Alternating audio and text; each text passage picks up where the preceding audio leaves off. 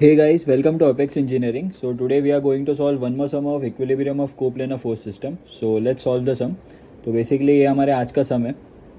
इसमें बहुत लोग कंफ्यूज क्यों हो जाते हैं क्योंकि ये जो हमें फिगर दिया है इसमें ये पी फोर्स लास्ट में लामिस थ्योरम कैसे अप्लाई करनी है समझ में नहीं आता है. ऑल्सो ये एंगल्स यहाँ से कैसे आएंगे, रिएक्शन फोर्स कैसे आएगा, ये बहुत लोग को कन्फ्यूजन होता है. सो हम इसको स्टेप बाय स्टेप सॉल्व करेंगे. सबसे पहले हमें क्या बताया गया है, that is the diameter which is 600 millimetre. मतलब ये जो पूरा स्फीयर है उसका डायमीटर हमें बता दिया, दैट इज़ 600 मिलीमीटर. मतलब इसका जो रेडियस होगा वो होगा 300 मिली, इसका जो रेडियस होगा वो होगा 300 मिलीमीटर. ठीक है, डायमीटर 600 है तो रेडियस इज 300 मिलीमीटर. देन क्या बोला है, वेइंग 1000 न्यूटन. मतलब ये जो स्फीयर है इसका जो वेट है दैट इज 1000 न्यूटन जो हमें दिया है against rectangular block 15 centimetre high. अभी और एक बात, अभी जहाँ पे अगर हमें सब मतलब जो डायमेंशन अगर हमें वो मिलीमीटर में दिया है तो अगर आपको क्या करना है पता है, अगर कोई भी आपको डायमेंशन अगर सेंटीमीटर में अगर ऐसा बोलते हैं कि कोई सेंटीमीटर में अगर डायरेक्शन दिया और आपको बाकी जो है वो मिलीमीटर में, जैसे हम लोग को मिलीमीटर यहाँ पे ऑलरेडी दिया है 300 मिलीमीटर है, तो आप क्या सिंपल करो पता है, ये जो सेंटीमीटर में जो दिया है ना आपको डायमेंशन जो दिया है आपको, इसको आप मिलीमीटर में कन्वर्ट कर लो. मिलीमीटर में कन्वर्ट करोगे तो ये सिंपली क्या आएगा पता है, ये 150 मिलीमीटर हो जाएगा. तो आपको मतलब जब भी आप कैलकुलेशन करोगे आपको उसमें कन्फ्यूजन नहीं होगा क्योंकि सारे डायमेंशन जो होंगे ना वो मिलीमीटर में ही हो जाएंगे. So what you do is, इसका जो डायमेंशन है आप ये 150 मिलीमीटर इसको कन्वर्ट करके कर दो. सो अगर आप सेंटीमीटर से मिलीमीटर में कन्वर्ट कर दो तो 15 सेंटीमीटर का 150 मिलीमीटर हो जाएगा. ठीक है, सिंपल. तो इसके बाद हम लोग क्या करेंगे, हमें जो पूरा रेडियस दिया है ये हमें बोला है, ये पूरा जो हमें डायमीटर दिया था वो था 600. तो ये जो रेडियस है यहाँ से लेके यहाँ तक, ये एरो से लेके यहाँ तक, ये हमें पता है डैट इज़ 300. ठीक है, ये हमें 300 पता है. ये जो है ये पूरा हाइट, ये यहाँ के ये बॉक्स का जो हाइट है ये है 150 मिलीमीटर. ठीक है, अगर ये 150 मिलीमीटर है और सपोज ये अगर यहाँ से लेके यहाँ मैं ये 300 इरेज कर देता हूँ, ये पहले आपको समझाने के लिए, ये आप पहले अगर समझ जाओगे तो आपको बाकी का सम पूरा आ जाएगा.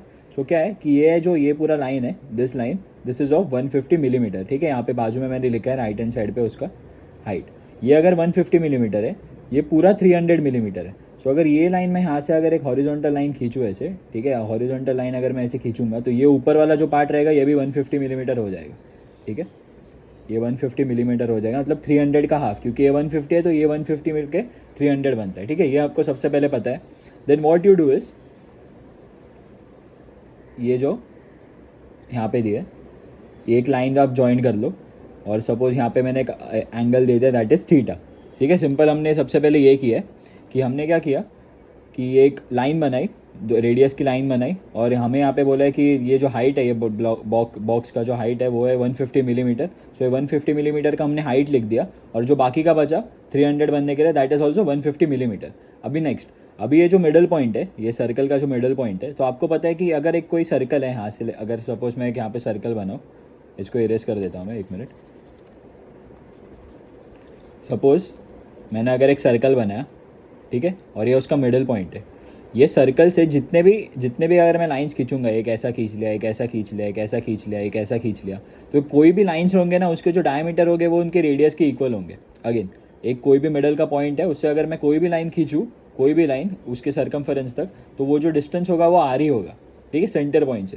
तो हम क्या करेंगे, सेंटर पॉइंट से लेके हमें जो यहाँ का बॉक्स दिया है, this point and this point. ठीक है, मैं इसको अगर ये ए मार्कता है तो मैं इसको क्या करता हूँ, मैं ए बी सी, इसको सी मार्क करता हूँ यहाँ पे, ये पॉइंट को, मिडल वाले पॉइंट को. एंड ये बी और सी के बीच में जो यहाँ पे पॉइंट दिख रहा है इसको मैं डी मार्क कर देता हूँ. ठीक है, सो ये ए और सी बन जाएगा 300 मिलीमीटर. अगेन कैसे बना, सेंटर पॉइंट से कोई भी सर्कमफेरेंस तक, कोई भी अगर एक ऑब्जेक्ट है सर्कमफेरेंस पे प्लेस्ड है, उसके सेंटर से जो उसका जो डिस्टेंस होता है वो उसके रेडियस के इक्वल हो जाता है. इसके लिए रेडियस हमें पता है 300 मिलीमीटर, ये हमें पता चल गया 150 मिलीमीटर. तो हम सिंपली क्या करेंगे, हम एक थीटा का फॉर्मूला लगाएंगे. तो इसमें थीटा का फॉर्मूला कौन सा होगा, वो होगा साइन थीटा, क्योंकि हमें अपोजिट पता है, हमें हाइपोटेन्यूस पता है. So what will do is, we'll first calculate this theta. ये जो थीटा हम कैलकुलेट करेंगे सबसे पहले to get this adjacent side. हम ये थीटा तो मिल जाएगा, उसके बाद हमें ये एडजेसेंट साइड मिल जाएगा. अगर हम एडजेसेंट अपॉन हाइपोटेन्यूस करेंगे तो ये एडजेसेंट साइड हमें मिल गया. तो ये एडजेसेंट साइड से हम ये पूरा ट्राइंगल ऐसे फाइंड आउट करेंगे. ठीक है, ये एडजेसेंट साइड पता होगा, ये हमें पूरा पता है 150 प्लस ये 300, so this is 450. So again we'll find out ये वाला थीटा एंड देन हमें सिंपली क्या पता चल जाएगा, हमें रिएक्शन फोर्स पता चल जाएगा and then we'll apply Lami's theorem. So अगर मैं ऐसे बोलूँगा तो आपको समझेगा नहीं, तो ये मैं पहले करता हूँ. तो सबसे पहले हम क्या करेंगे, ये मैं सब कुछ इरेज कर देता हूँ. इस फिगर को थोड़ा स्मॉल कर देता हूँ यहाँ पे, ठीक है। सो सबसे पहले हम क्या करेंगे, एक लाइन ये जो है ये और ये जो ट्राइंगल है और इसके बीच में एक एंगल है, ठीक है, ए, इसका नाम देता हूँ सी एंड डी। सबसे पहले हम ट्राइंगल DCAC या फिर आप जो भी बोलना चाहते हो CAD सबसे पहले हम सॉल्व करेंगे। So first step is to solve angle CAD। तो जब हम ये सॉल्व करेंगे सबसे पहले हम क्या करेंगे, ये हमें पता है 150 है, ये हमें पता है 300 है। सो हम फॉर्मूला लगाएंगे साइन थीटा का। So that will be sine theta equal to opposite divided by hypotenuse.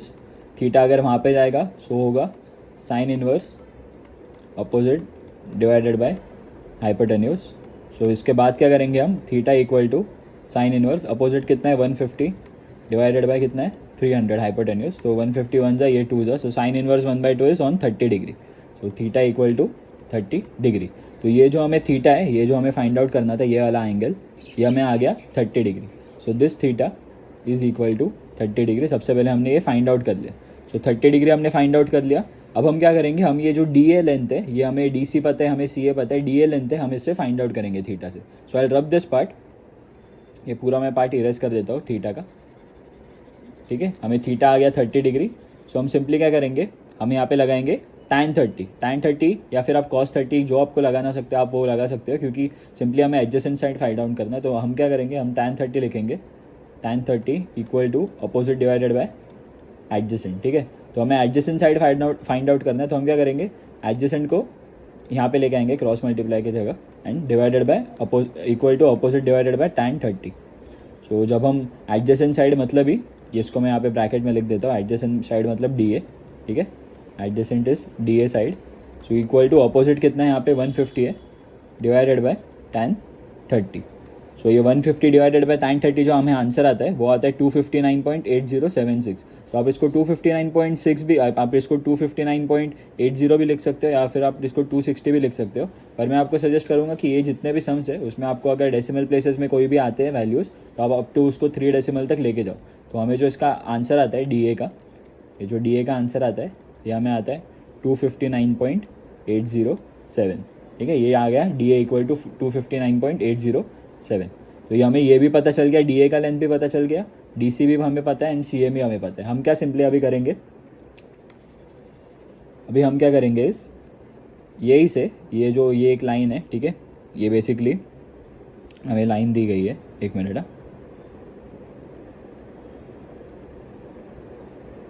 ये ऐसे एंड ये ऐसे, ठीक है।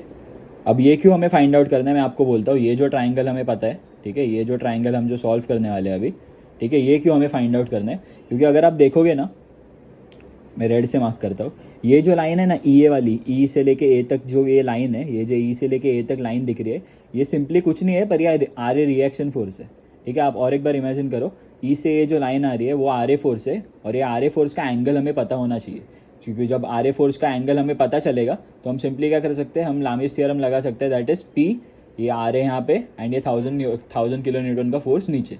तो सिंपली उसके लिए हमें ये एंगल फाइंड आउट करना पड़ेगा। तो एंगल फाइंड आउट करने के लिए हम क्या करेंगे, ये पॉइंट से लेके यहाँ तक तो हमें पता था दैट इट वाज 150 एंड ये पॉइंट से लेके ये पूरा इज रेडियस। तो ये 300 होगा, ये 300 एंड दिस 150। तो ये 300 प्लस 150, ये जो पूरा लेंथ होगा वो, एंड ये तो हमें इसका नीचे वाला पता है पार्ट, दैट इज 259.807, ठीक है, ये हमें पूरा पता है। तो हम क्या करेंगे, इस वील अप्लाई, ये अगर मैं इसको नेम कर दूँ D, ठीक है, इन ट्राइंगल DAE, तो इसमें हमें क्या पता है, अपोजिट पता है and we also know adjacent. So हम क्या करेंगे, tan थीटा लगाएंगे इक्वल टू, ये थीटा हमें फाइंड आउट करना है, ठीक है, tan theta equal to opposite divided by, हम एडजेसेंट करेंगे। So theta equal to tan inverse opposite is 450 divided by 259.807। तो ये जो हमें थीटा का वैल्यू आता है वहाँ से, तो लेट्स कैलकुलेट ये कितना आता है। We do tan inverse 450 divided by 259.807 7। तो इसका जो हमें वैल्यू आता है वो आता है 60। सो यह जो आता है एंगल ये आता है 60 डिग्री, ठीक है। ये 60 डिग्री हमें आ गया। तो ये हमने बेसिकली क्या है, ये वाला जो एंगल है, ये इसको मैं ब्लैक से मार्क करता हूँ, ये वाला जो एंगल है ये हमें 60 डिग्री आ गया। तो 60 डिग्री आ गया मतलब क्या है, जो रिएक्शन फोर्स जो लगने वाला है, जो यहाँ पे ई पॉइंट पे जो रिएक्शन फोर्स लगेगा वो लगेगा at the angle of 60 degree. तो हम सिंपली अभी क्या करेंगे, पूरा मैं पार्ट इरेज कर देता हूँ। हम सिंपली अभी लामिस थ्योरम अप्लाई करने वाले हैं। तो लामिस थ्योरम कैसे अप्लाई करेंगे, ये आर ए फोर्स है, ये आर ए है, ये हमें इसका एंगल पता चल गया है कि कौन सा एंगल पे आने वाला है। सो अगर मैं यहाँ से निकालूँ एक मिनट, मैं एक प्रॉपर लाइन बना देता हूँ, इसको इरेज करता हूँ सबसे पहले। ये पॉइंट से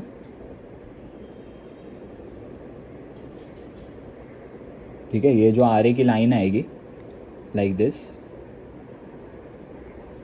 ये जो आर ए की लाइन आएगी ये कितने एंगल पे आएगी ये हमें पता चल गया सिंपली। तो ये जो आने वाले, ये आने वाले 60 डिग्री पे, ये जो आर ए आएगा वो आएगा 60 डिग्री पे।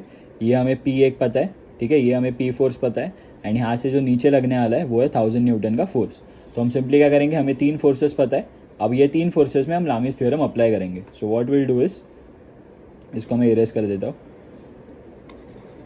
और अच्छे से एक्स एंड वाई एक्सिस हम बना लेते हैं। ये एक्स एंड वाई एक्सिस आपको बस अच्छे से दिखाने के लिए, प्रेजेंट करने के लिए, क्योंकि यहाँ पे मैं फ्री हैंड बना रहा हूँ तो वो इतने अच्छे से आएगा नहीं।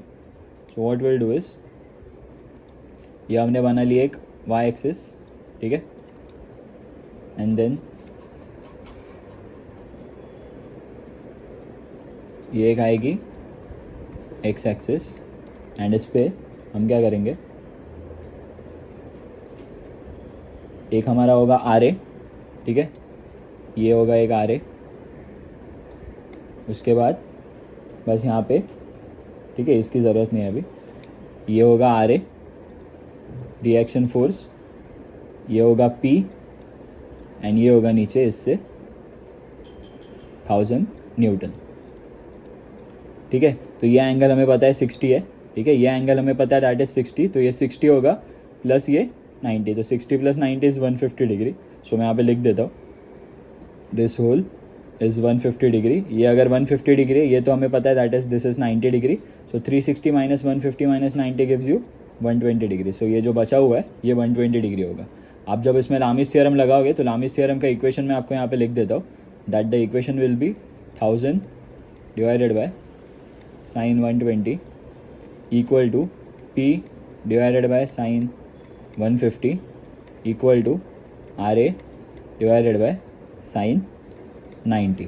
तो जब आप P कैलकुलेट करोगे, P equal to and RA equal to, आपको इसकी जो वैल्यूज़ आएंगी वो मैं यहाँ पे आपको लिख देता हूँ।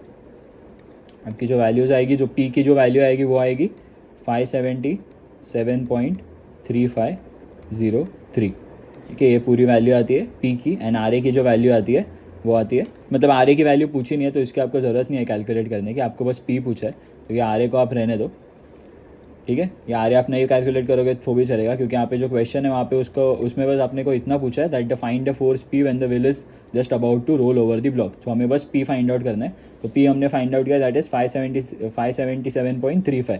अगर 0.01 0.02 का डिफरेंस अगर होता है तो वो इट इज़ कंसिडरेबल।